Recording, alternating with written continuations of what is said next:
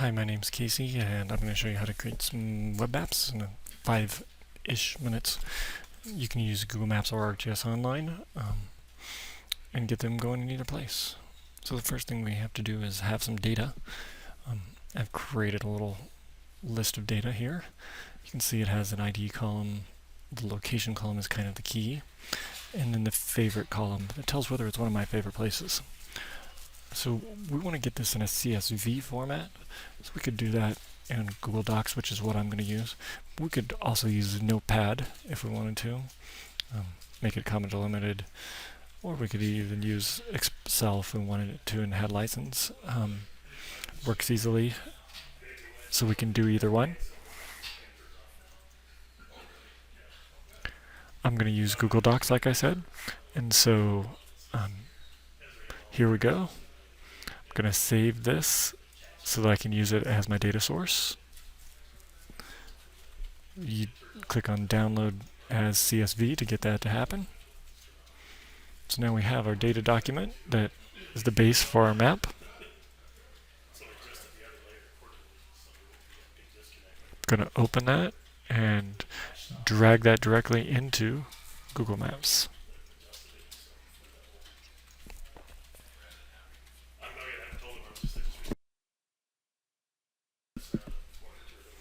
Okay, you can tell I've already signed into Google Maps. I'm going to click on Create for a custom map. I'm going to import my layer.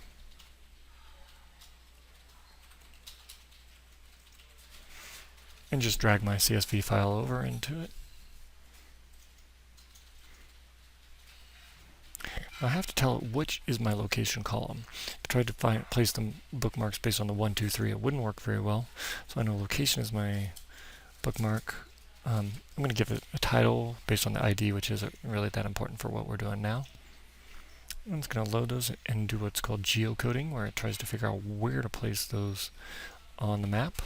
Google Maps pretty good at this, figuring out where they want to go. It even put my Milos, Greece in just the right spot. It did end up with something in Virginia, which I don't believe is quite right, but we could investigate those individual ones, but so far it's been pretty effective. We can do the exact same thing in ArcGIS Online. I've created a free account in that, and now I'm going to make my own map. I'm going to add a layer just kind of like I did on Google Maps. I'm going to grab it from a file. Same data source. And click import. Now ArcGIS Online is a little pickier in how you do the location.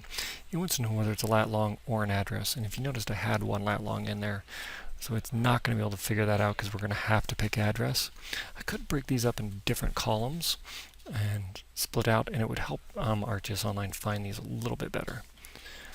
But for now, it got most of the places in kind of decent. It guessed on a couple. It put the Milos, Greece right in the center of Greece instead of actually in Milos. But you get the basic idea. We can clean that up again. So now we've created a map in ArcGIS Online and in Google Maps. So I could stop there and say we were done in 5 minutes because it's only been 3. But let's make them a little more interesting.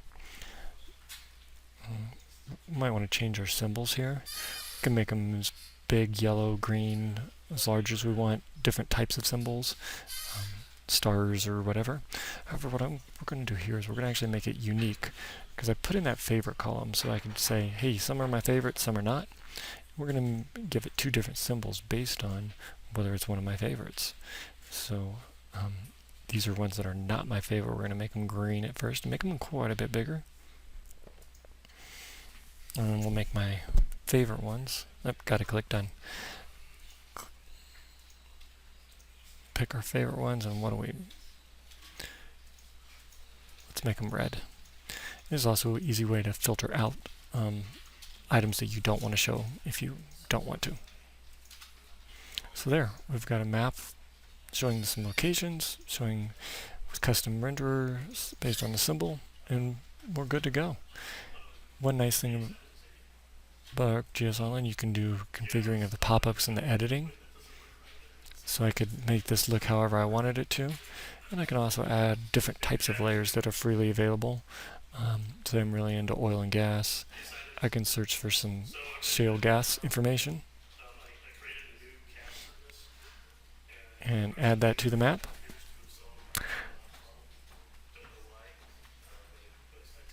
And it's going to show up if I hit done adding layers. Yes, there I forgot.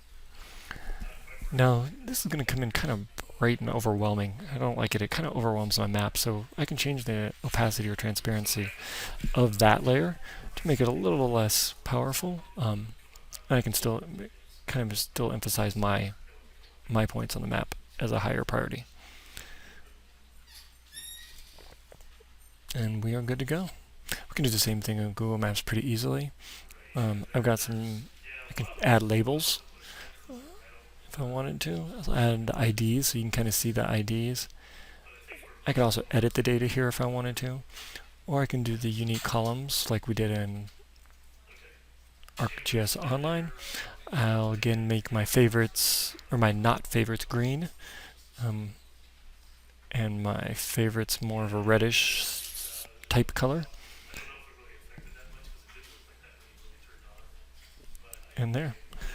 Now we've created